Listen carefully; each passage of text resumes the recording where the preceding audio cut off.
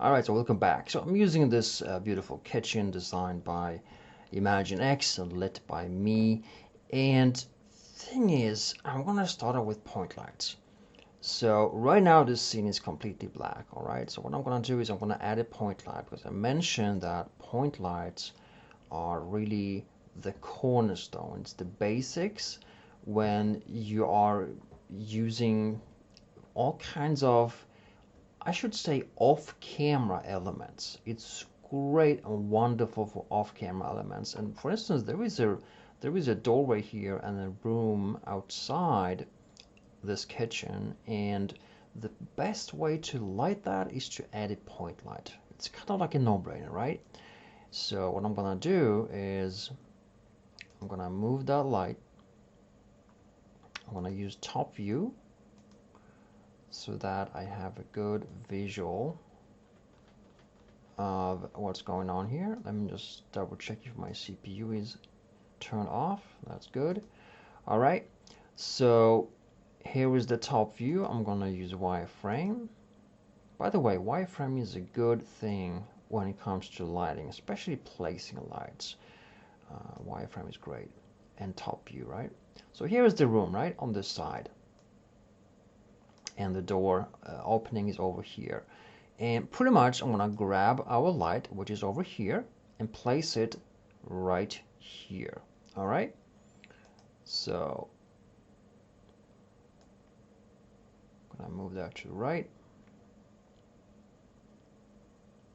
and also down. And I want to put some height on it, and what kind of height you use will differ, and here's how it works. If I show side view or front view, so we have that room outside of the kitchen right here, and also we've got the light over here. I can explain a little bit what it does and how it works. Having the light high up is like mimicking a ceiling light, okay? It's kind of like a no-brainer. In doing so, this light will illuminate the entire room and also project lighting onto the floor.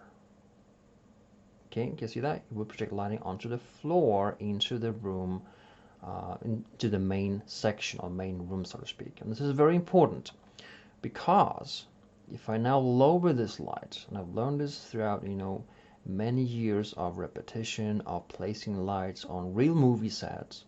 So if you place the light really low on the ground, what will happen now, it will still illuminate this room, but now cast lighting into the room, but very little will be hitting the floor. Instead, it will be hitting the ceiling. All right, so this brings some ideas, okay? If you have the light low, you can control how much it spills on top, like in the ceiling. If you have the light high, you can control how much it spills on the floor. And this is from these little fellas, these point lights, right? On top of that, I'm gonna be in a moment showing you what you also can do and add an extra spotlight. But just before doing that, let me just raise this up to the original position, and I want to just save my scene. All right, and now I'm gonna go all the way back in here to just see what's going on, and I'm gonna switch on NVIDIA Audio Preview, and we're gonna be using scene only for now. So only the lights in the scene are projecting light, nothing else is visible here, right? So this little light of ours doesn't do much right now because it's way too weak. And so I'm gonna increase the lumen value quite a bit, dramatically I should say, so that it reaches the room and starts illuminating it. And right now you see the interior of that room is well lit, looks like a ceiling light, and it projects lighting on the floor, like I said. Now there is a little bit of lighting happening up here, right, but not that very much.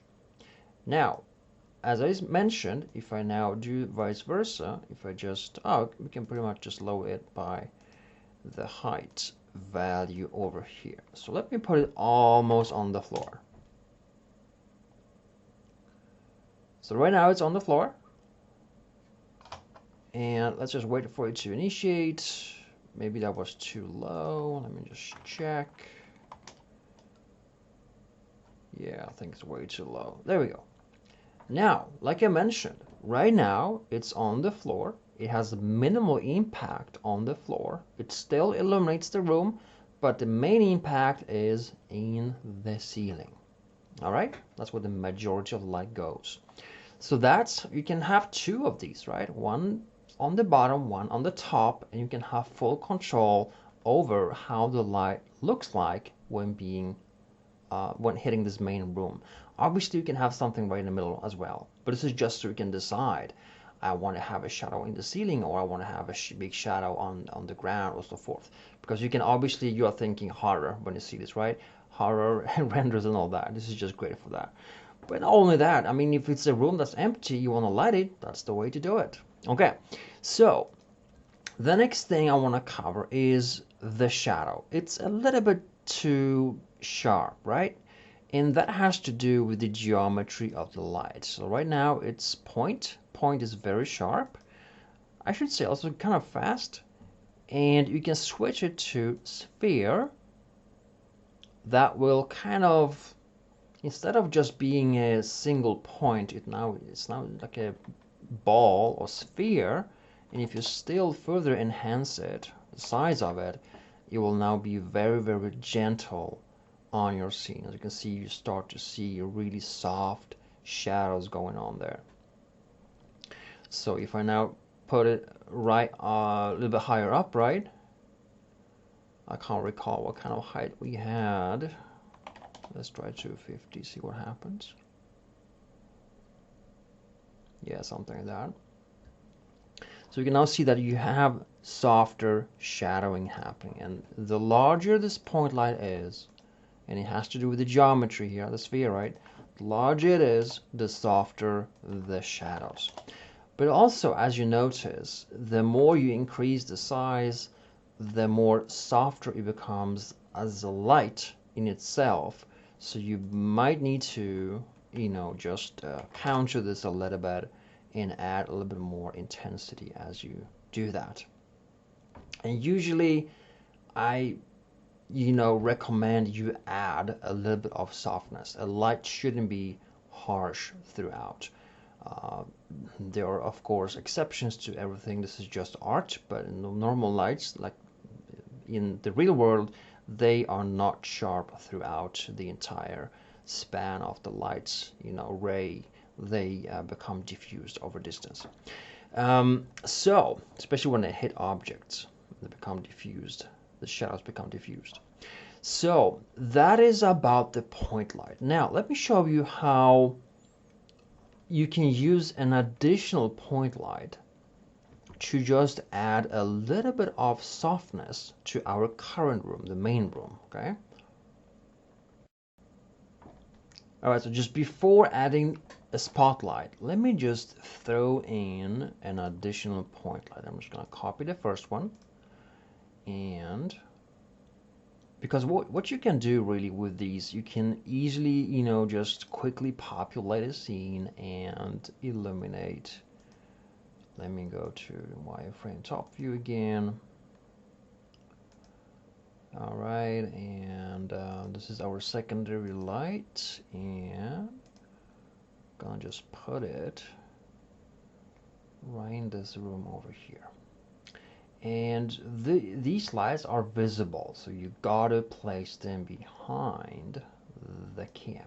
All right, very important. Unless you want them to be visible, that's also okay. So now we got a secondary light in here, which is over here. It's still visible, so I'm gonna back it off a little bit more. Let's do that. Let's just put it behind the camera so it's not visible. All right, just a quick reference. So now I've got an additional light over there.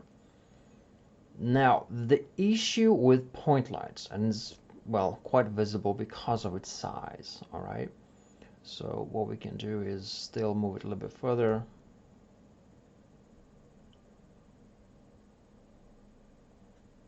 Let me do like this. Let me go to top view again because I'm not seeing what I'm doing.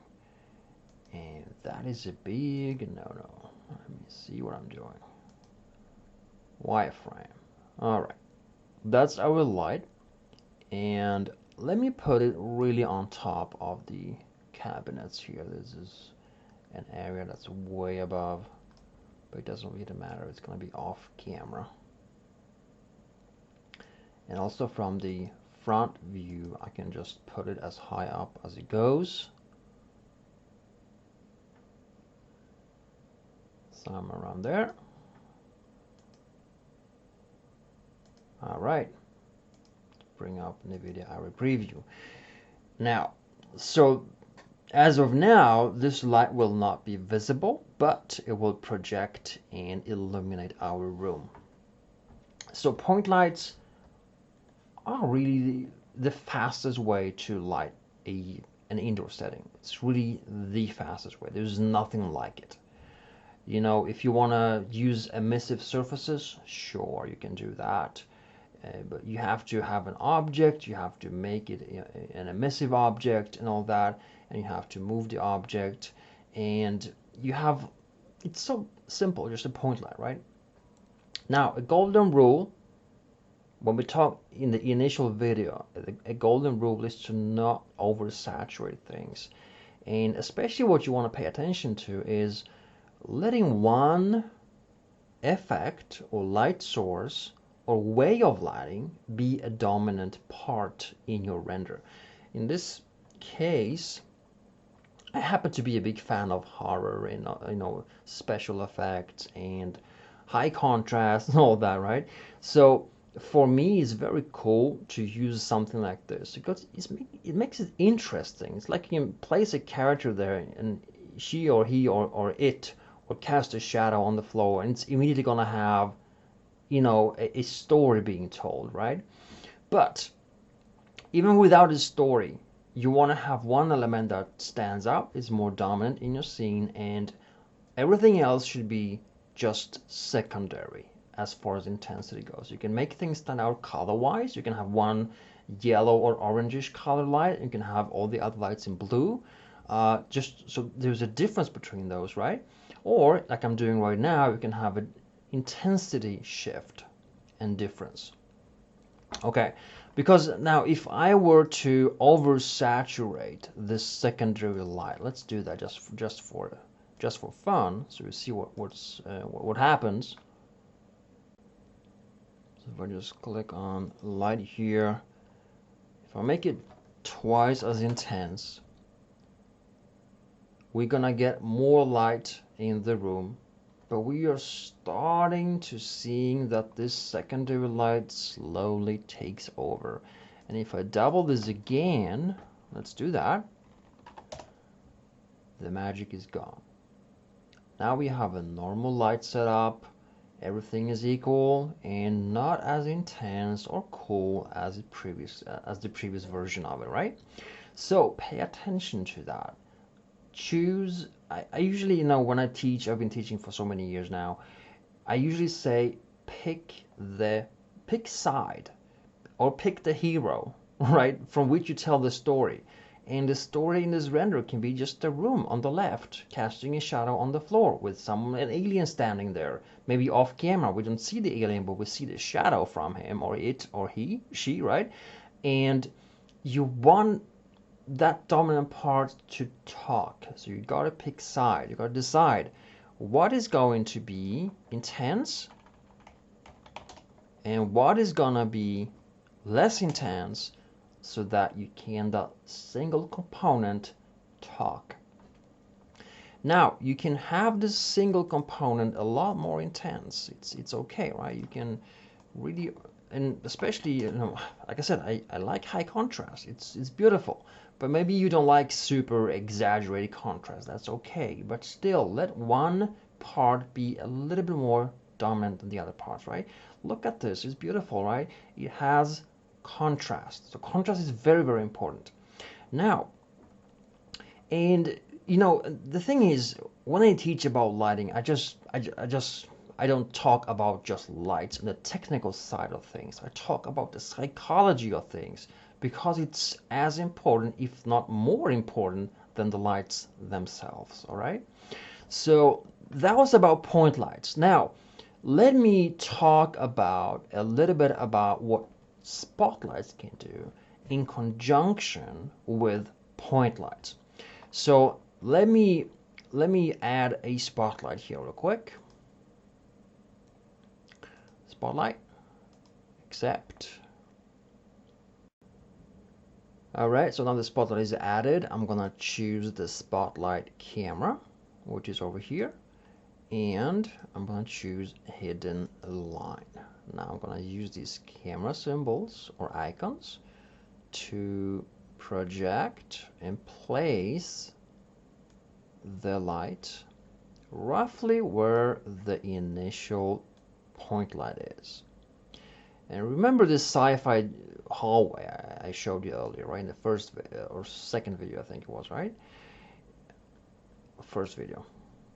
I mentioned that it used both point lights and spotlights because there is only so much you can do with a point light.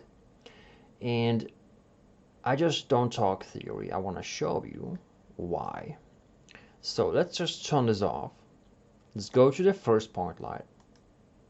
And let's just say, okay, I'd like more light to enter the room, but I dislike how the point light illuminates the back room or the side room here.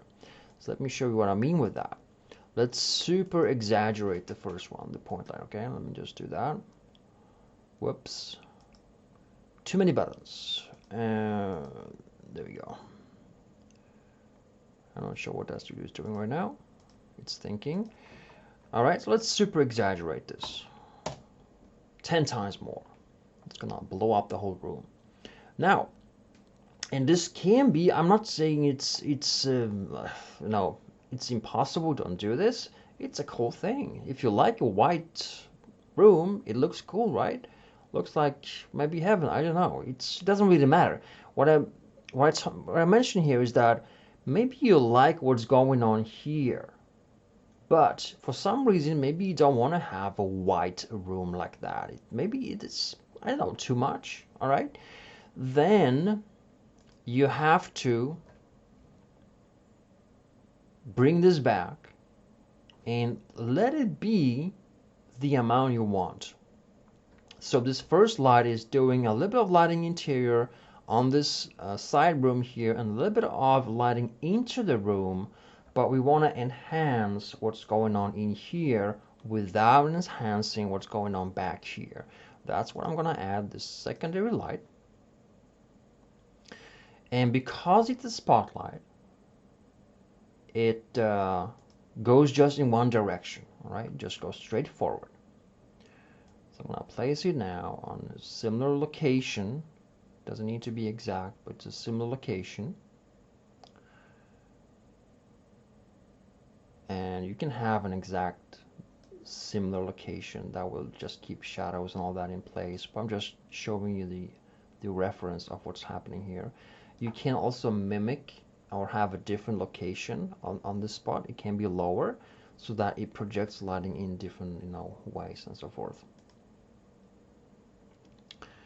All right, so let's go in here. Now we have the spotlight. And so what I'm going to do now is use also a different geometry. I'm going to use disk, so it's a little bit more softer. All right, I'm going to maintain the integrity of the same shadowing. And now I'm going to push this a little bit harder. So what happens now is I get more light into the room. Okay, you can still punch it a little bit more. You get a lot more lighting into the room right now. As you can see, it's way more intense. All right. You can also, like I said, fake it. And this is the beautiful thing about 3D. In reality, you cannot fake light. you know. But here in 3D, you can say, hey, I want this light to be a little bit lower because I want it to reach the far end of the room, all right? And so we can fake it. You can place it here. And now this light behaves differently and has a totally different function and effect. So as you can see right now, let me just save. The extra spotlight acts as a helper. Okay, it helps the main point light create its magic without overblowing the room on the left. So that is a faked effect, but like I said, I mean, we don't know if it's faked. We just see and assume that, well, there is some lighting in there and it projects outwards in here. Let's go, right? We don't know. And this is the beauty. You fake it and adjust it so it looks cool and natural, but the most important thing is it gets the job done. It projects the vision you're after. It makes the render look the way you want without the negative impact of a single point light. Okay, so now this is why I want to just add a spotlight. You can add spotlights in multiple ways, directions, and all that, and act as fillers as well. And really, you know, a cool thing, and I've used this a lot in lighting, is sometimes it's not the best thing to just project a light straight on. Sometimes you can aim it at the wall instead. So let's say we got a spotlight above the camera, and instead of just aiming it at the entire room, I'm gonna turn it around. And this is useful because lights have size, right? If you increase the light size, like using this geometry thingy, it's gonna be an object that occupies space, all right? And sometimes we don't want to see the light. And one of the best coolest thing is to keep the geometry small, but then direct the light into a wall or ceiling and let it bounce back at the room. Because it bounces off a larger area, it is soft. Okay, so let me show you how that works. So like I said, I don't want to just talk theory. I want to show you how this works. So I'm going to add a new spotlight. I'm going to copy the one we've got. I'm going to go to wireframe, top view. All right. And I'm going to grab my light here and put it in the corner, right in the corner of the room. So, and to prove my point, I'm gonna first show you how this would look like. Let's say 250. I'm gonna first show you that when you have this light and you just aim, let me see, let's see what I'm doing here. Yeah, that's good. And I'm just aiming it straight at the room. All right. You also, I mean, spotlights also have this additional spread angle. It's basically how much space they cover, right? The wider, the more they cover, the weaker they become. Now, if I just use point here on this light, this no longer matters. Okay, point is always just a single point. And now it's going to be casting all kinds of harsh shadows. Let's just give that a go. And it's a copy, so it's gonna project light. Probably gonna be a little bit too intense, but doesn't really matter. Let's just do that. I just want to show the difference because I mentioned that, yeah, as you can see, it projects very harsh shadows on the floor and all that, and it's very direct. And so now, instead of doing that and let this be a helper, I could re-aim the light, and it's the same sharp light, okay, but I'm directing it now straight into the corner of my room. So the light itself doesn't occupy any space. It's literally the point lights. It's almost invisible, it's just a dot. But now, as you can see, it's targets the corner, which becomes a huge soft light source. And now if I go back to the camera, you see now immediately this beautiful soft lighting is straight behind now, projecting to the camera, and just this kind of fills in the gaps and just projects very soft lighting forward. And it's a cool technique you can use. So guys, that is pretty much what I want to cover about point lights. They are, well, just a quick summation, they are great at illuminating entire rooms, especially rooms you don't see, like this one. They can be used to cast beautiful shadows into the room. With the help of a spotlight, you can direct that light. You can use them off camera to illuminate. You can use spotlights directly that are soft and occupy space, or you can direct them into a wall and bounce back and have really soft and beautiful lighting. You can also place a point light up here in the pantry, just like an example. That would just illuminate the room behind the door. So you can have all kinds of, and those are a little bit more subtle effects, right? Remember I talked about the importance of having not too much at the same time. Well, a subtle effect in there doesn't destroy this as long as it's just subtle. All right, guys. So let's jump to the next one, the big one, which are emissives. All right, see you in the next video.